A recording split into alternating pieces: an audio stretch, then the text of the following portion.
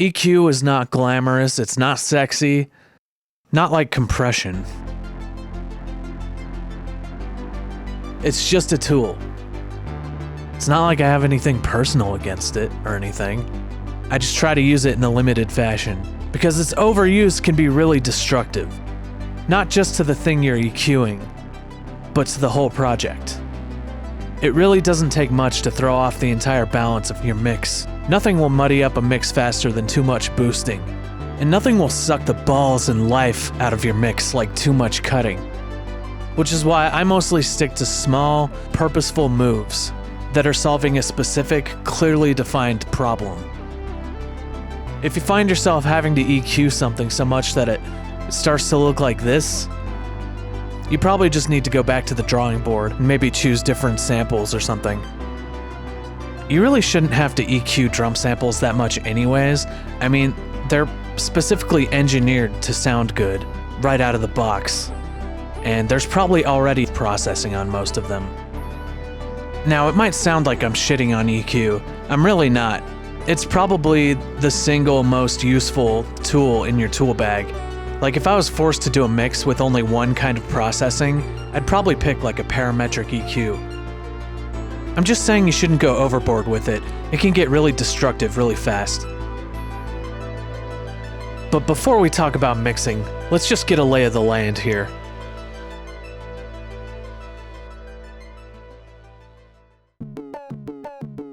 Let's see what the frequencies of this 909 are doing. Every drum is going to have its lowest point, which is the fundamental frequency. If we take a look at this kick, we'll see its fundamental is actually pretty low at like 70 Hertz. And the fundamental for the snare is a nice round 200 Hertz. If you've got the fundamental, finding the harmonics is just a matter of math. Some easy ass math.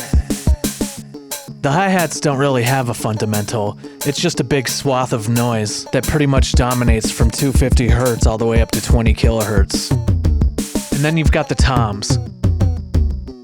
You may notice there's a sub-frequency under the fundamental, probably because the bottom head was tuned lower than the top head when they recorded the samples. Aside from the fundamental, probably the most important frequency for a kick drum is going to be around 1 to 2 kilohertz. Having some of that upper mid-range click really helps a bass drum cut through a mix, especially on smaller speakers. Similarly, the second most important part of a snare lives just above that, around 2 to 5 kilohertz. That's where all the crack is stashed. Everything above that contributes to a snare's brightness. That about covers most of the basic stuff.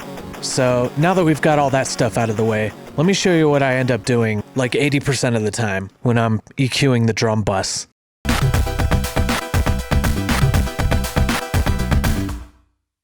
Now, obviously the exact frequencies are going to vary from kit to kit. That should go without saying. So get out of my ass. I'm just talking in generalities here. Right here around like 100 Hertz or 120 Hertz, you got... Oh, hang on. Let me change markers. You got boominess. That's going to be mostly kick. You can get away with boosting a lot of this. Shit. You can get away with boosting a lot of this. Well, not a lot, but like, you know, a bit. If it's too boomy, you can cut it, but usually that's not the case. And I should note that when I'm boosting here, I'm not boosting right on the fundamental. I'm a little bit above the fundamental. I don't like the direct approach most of the time. It's a little too on the nose. Around like 250 Hertz or so, it's like 2 to 400 Hertz. You got boxiness. You're almost always going to be cutting this. That's boxiness for the kick. You got to be careful not to cut too much because that's around the area that the snare fundamentals usually live. So you got your boom, you got your box. Right here is the mids. This is pretty much just a no-go zone. You don't go here. Just don't touch it. You better get your balance in order before you start to EQ the drum bus, because If you walk around in this neighborhood, you're probably gonna get stabbed. You might even get attacked with a machete. By me. So just don't go there. And then everything up above this, around like 4 to 5 kilohertz, that's just that's the trouble, you know, for everything.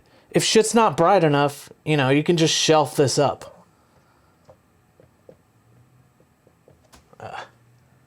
That looks terrible. Shelf. You can just shelf this up, or if it's too bright, shelf it down. We don't shelf down here, okay?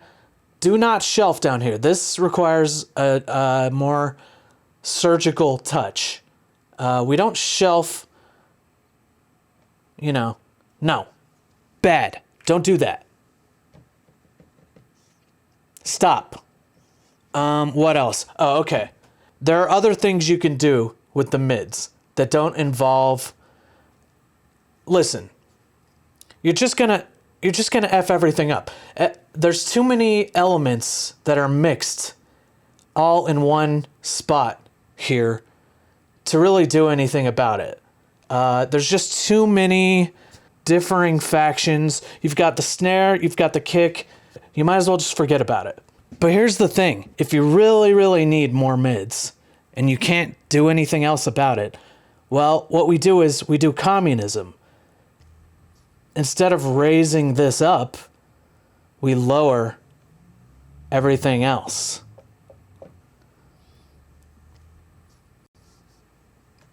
So that's kind of an alternate way to boost the mids. It's kind of more natural sounding and like non-destructive. I don't know, just give it a try sometime. See if you like it.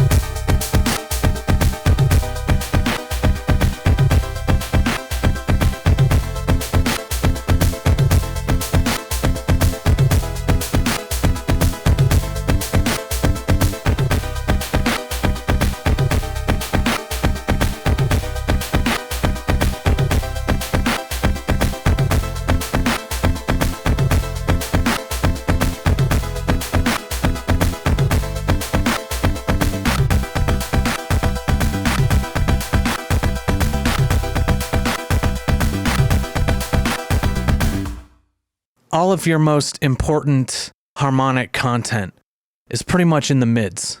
And every time I start to poke around in there too much, it all just sort of falls apart.